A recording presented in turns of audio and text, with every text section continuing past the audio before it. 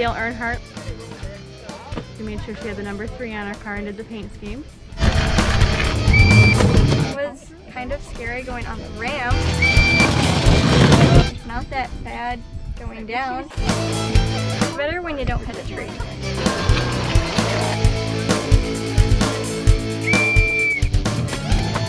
The theme of my car is steampunk. Steampunk is a group of people that enjoy like gears, levers, pulleys. I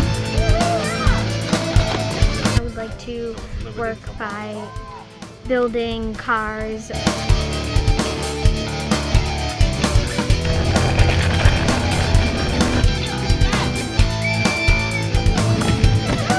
Really hard to steer without the pole before. It was like grabbing on and you have to like wrap it around your wrist and be like, it hurt.